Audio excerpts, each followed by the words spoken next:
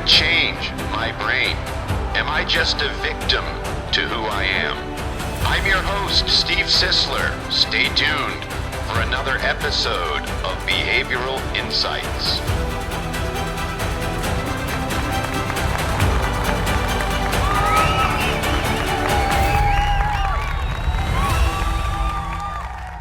As people, we are either inner directed or outer directed. Which one are you? This is episode 10 at Behavioral Insights.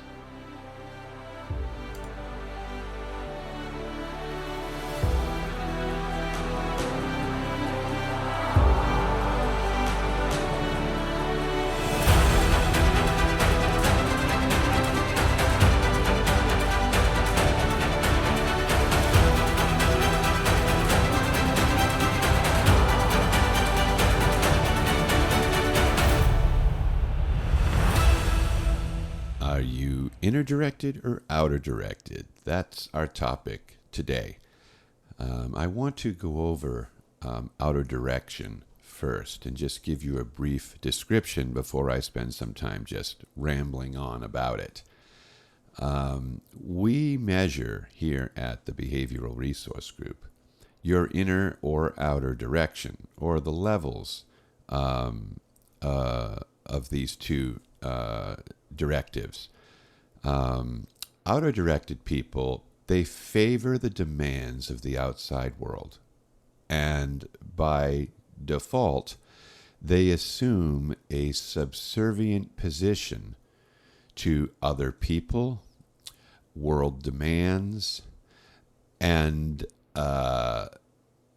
ideas about people and things as far as how they should be. So how things should be contains a future orientation, current demands, they have a present orientation or a now orientation, and the people in the outside world, that's in infinitive position, which means I still may be obeying the words of my great-grandmother that I remember when I was young, even though she's passed away. So outer directedness is when a human being seeks and depends on outside sources for direction. So I don't know what to do, so I will wait for you to tell me what you think I should do. This is what outer directedness is really all about. You become more valuable to the people around you, and you see others as in need of your behavioral and emotional assets. So there are levels of inner direction and there are levels of outer direction. If your outer directedness is, let's say, it's too exaggerated, you become more dependent on others' approval and their material support. You may also experience resentment in your if your efforts go, let's say, unnoticed or unappreciated. You know, I did all this work and nobody said anything, because your sense of accomplishment, your sense of worth, really is based on what somebody else says about you. If they said, "Oh, Steve, you did a really good job this morning. I'm really proud of you. That really came out nice." And then I walk away from that engagement feeling better about who I am in the world. And let's say I didn't get any kudos for what I did. I might walk away feeling disappointment, shame, or personal resentment towards myself for not being good enough. And this is what outer-directed people are like. Let's take a look at inner-directed people for a minute. Inner-directed people, it's really the opposite of outer-directed people. They favor the demands of their own inner world over the needs of other people in the outer world. And they are largely resistant to the effects that their own actions have on other people. When someone's inner-directed, they have a much stronger sense of self-sufficiency and independence from other people. And excessive inner-directedness can cause an individual to appear self-centered, critical of other people, or critical of world demands. And that's really what inner-directedness means. It's trying to gain a better sense of self through outer world entities or your own inner world entity. So inner-directed people don't need help with the project. They might not want help with the project. And if people are, trying to force themselves into that effort, or maybe you're on a team and it's a team effort, inner-directed people believe if they want it done right, they have to do it themselves. So inner-directed people will start to see other people as intruders into their world and their self-space. Outer-directed people never see other people as intruders. They see them as helpers. They see them as support, and things like this. So I did a profile the other day, and we had much stronger outer directedness, but extremely limited inner directedness. And so this individual, from my interaction with this person, really smart. They're a smart person. As far as their outer scores, when I say that, I just kind of dropped that on you without really telling you what that meant. But outer scores are the world scores in the axiological report. So axiology is the science of value. So valuing the outer world more than one values the inner world. So that means I can spot the value in other people sooner than I can spot the value in myself. So when you start thinking about this and what it means, it starts to make more sense. And now, when you're with people, you can spot whether they're inner-directed or they're outer-directed. But this particular person is competent, smart, educated, helpful, and very results-oriented, even though their behavioral style is more laid back, people-oriented, sensitive, conflict avoidance, things like this, that makes them far more relatable. So I just want to point out that this person has a lot going for them, okay? The only one who doesn't know that is this person. And the reason being is because their inner directedness is pretty much, not there. And so I'm going to give you the scores here. So in axiology, there are levels of clarity and perception. So to have excellent, really, really sharp clarity in the axiological math, you would come in, the number that would come in for you would be between a 1 and a 7, and it would include the 1 in the 7. To have good clarity, you can clearly see, you can clearly perceive. You would be between an 8 and a 14. Now, obviously, if you're a 14, you're at the very end of that level of clarity. So a 15 is not good clarity. Now it's pretty foggy. So if you're a 15 all the way up to a 22, then you're pretty foggy in your clarity. And if you're a 22, this windshield is making your vehicle inoperable. So you're pretty much subject to great errors in your perception. So you'll have errors in judgment because you can't perceive or see what it is you're looking at. And a 23 and beyond is considered transitional, which means you really can't see anything. You've got a painter's tarp over the windshield of your car, so we don't really want you moving forward simply because you're not going to be able to see. So I want to give you an example of this. Let's take empathy. That's in the science of axiology, that's considered an I1 score. I stands for intrinsic. So if your I1 score is coming in at a 19, and you're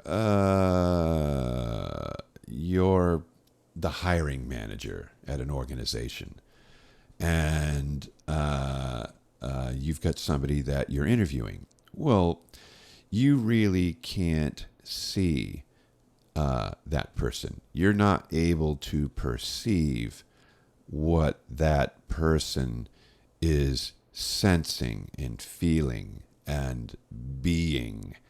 And you might hire the wrong person simply because your clarity and perception when it comes to reading into other people is just too foggy. It's too unclear.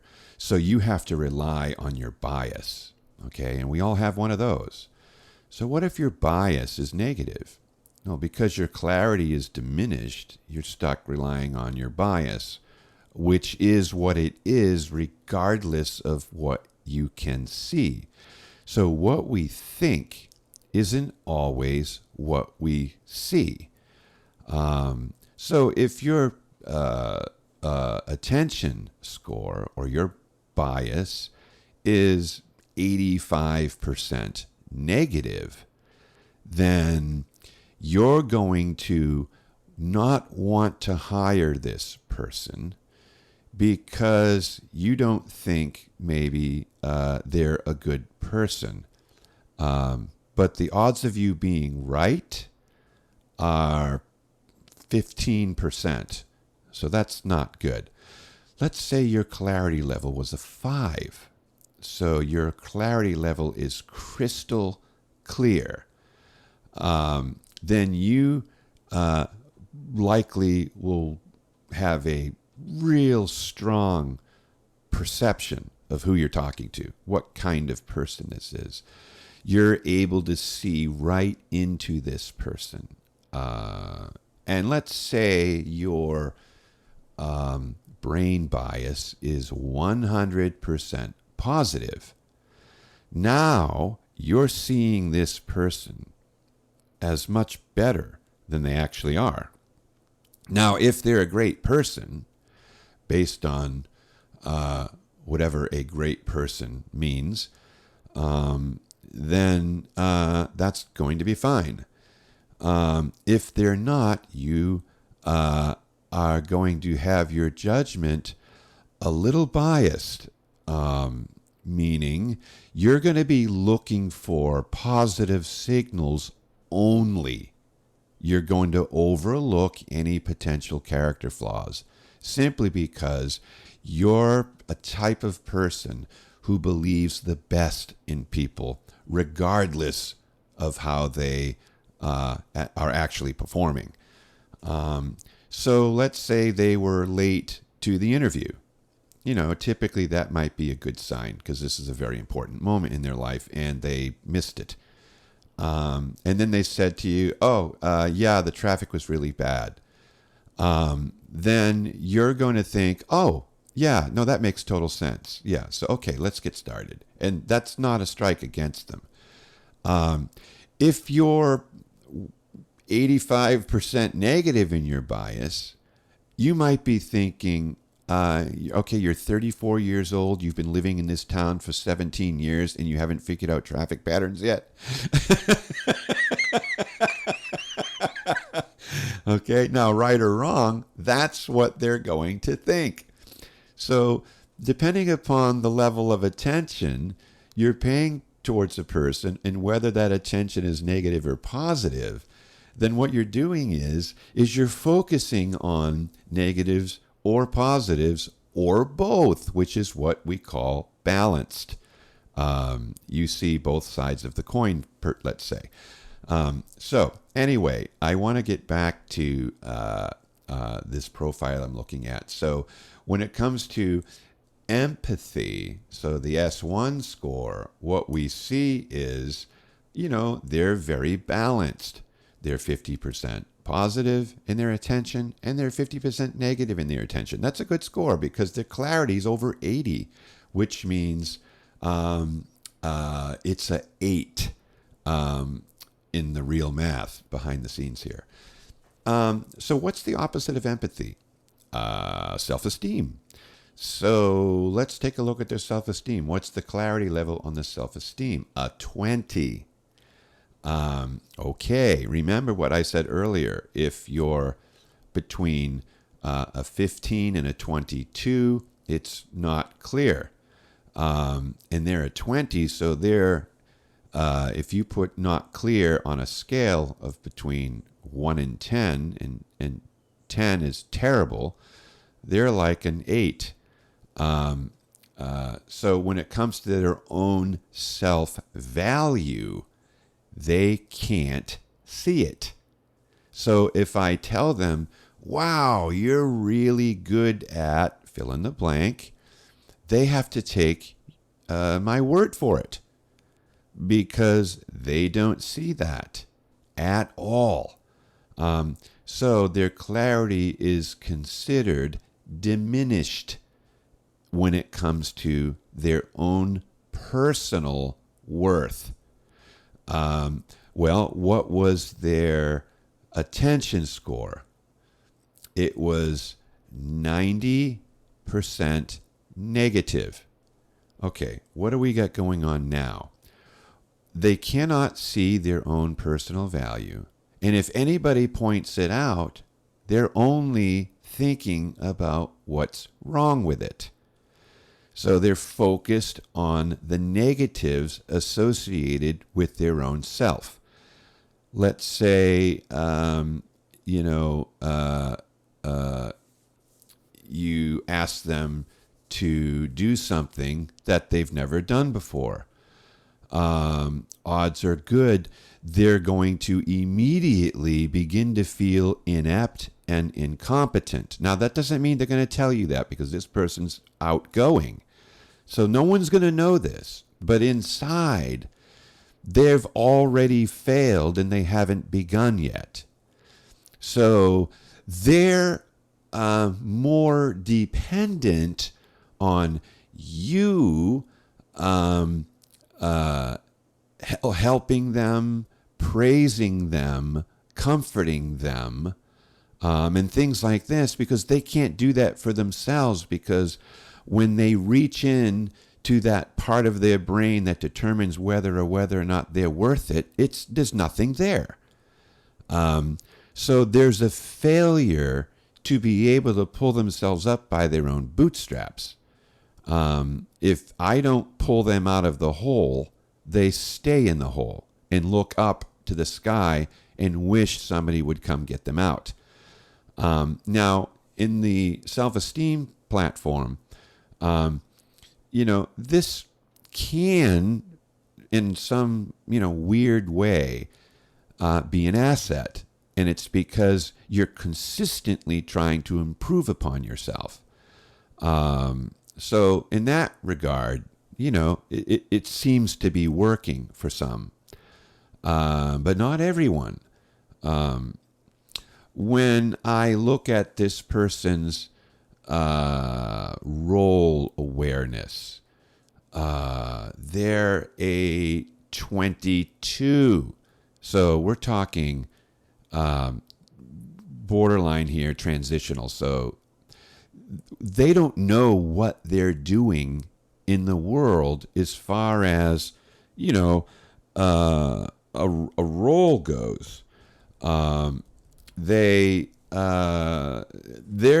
hoping somebody else gives them directions on what it is they need to do. So you tell me what to do, and then I'll do it. Now the problem is in the outer world scores with this person when it comes to their structured thinking. Number one, they're unconventional, and number two, their clarity level is a 20. So when it comes to what should be done, the odds of them doing the right thing are slim to none. So if I just say, I need you to go get this project completed for me, I'll check in with you next week. The odds are really, really, really good that they're not going to do it the right way. They're going to be focused on getting it done, and then they're going to be focused on getting it done in their own unique and creative way, and it's going to be outside of the statistical norms. So the way they do it is going to be sort of an anathema against the way most people would have done this. So if that's the case and you're the manager and you said, I need you to get this project completed for me by this date, and then they complete the project, you have in your mind as that manager what they're likely going to do because you're seeing people as they are, not as you are. I mean, as you are, not as they are, sorry. And so you can see what starts to happen. If I were them, this is what I would do. And you're not really rehearsing that in your mind. It's just the way you're thinking. So you don't worry about it. You assume somebody's going to do it the right way.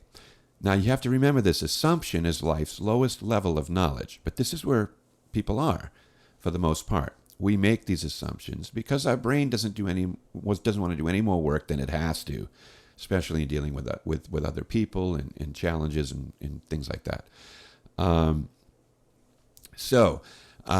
What else are we seeing here? Oh, and his attention is 75% negative.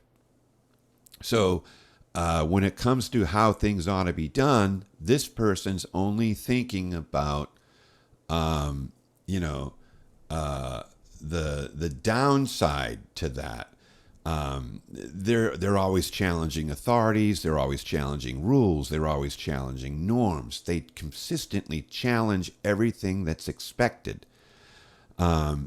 They become very inattentive to inconsistencies in their plans, their ideas, and their imperfections. So they're messy.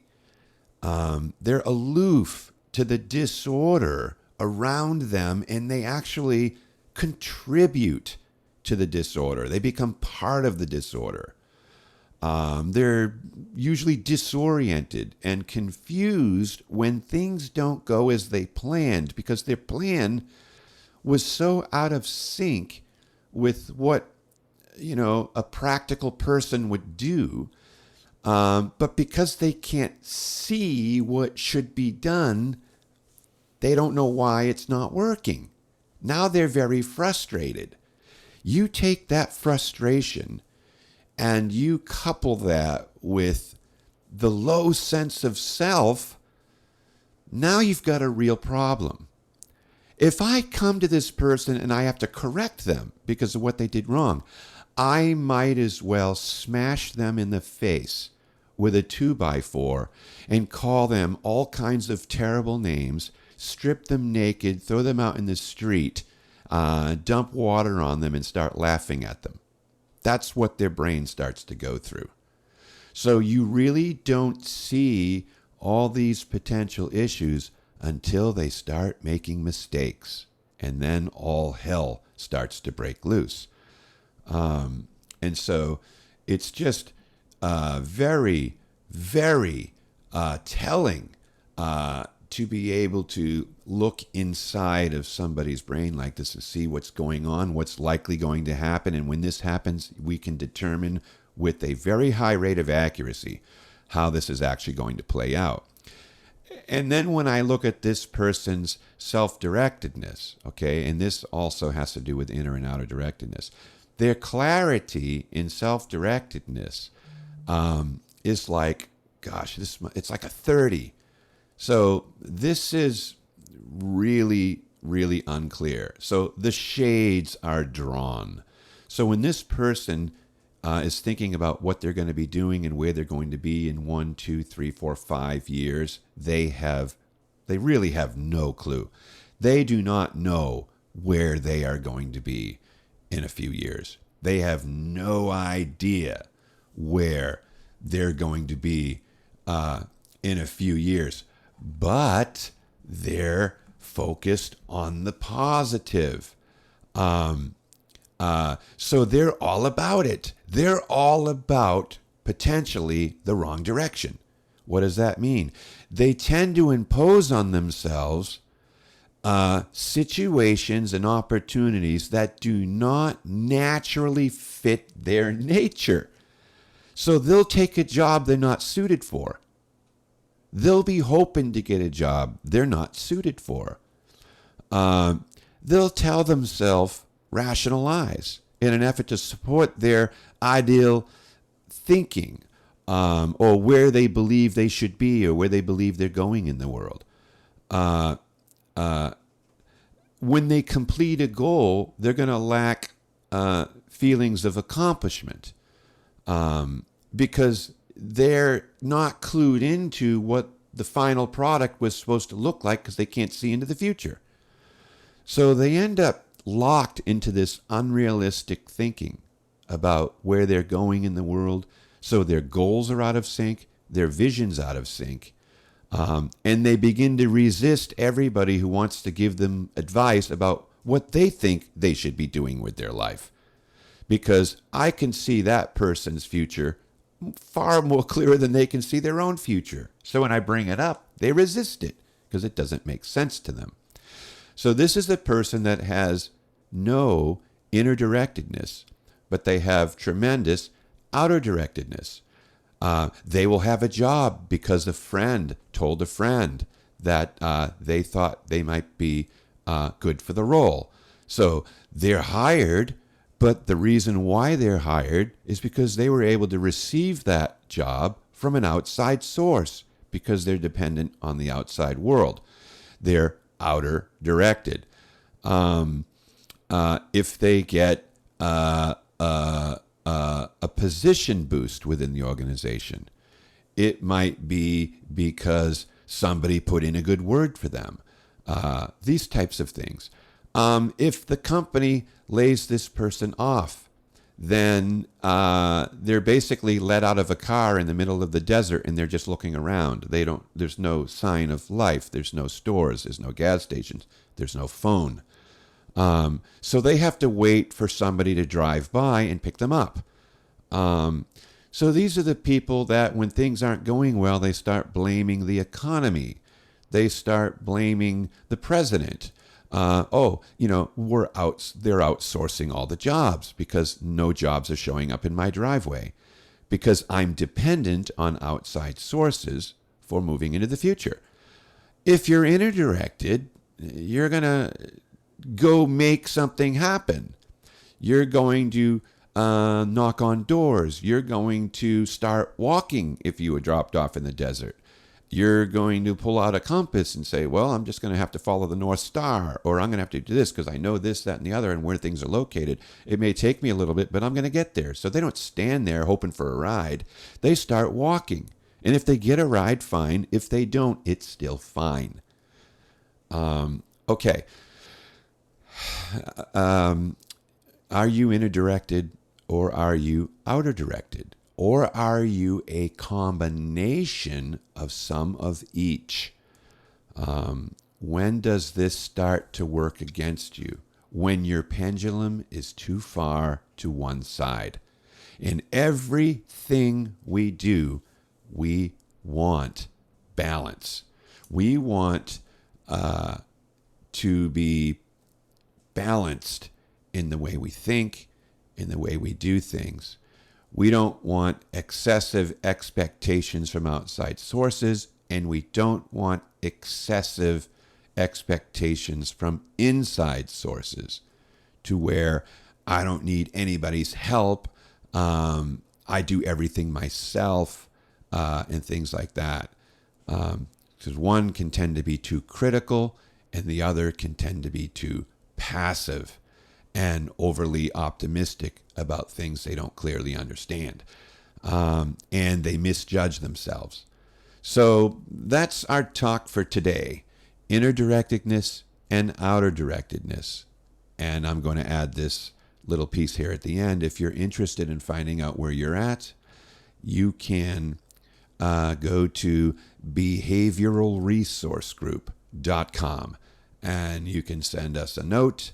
You can look over our offers and see, about stepping into our emotional MRI machine, which thousands of people around the world have experienced. And for many, it's been life-changing. So this is Steve Sisler, and this has been Behavioral Insights.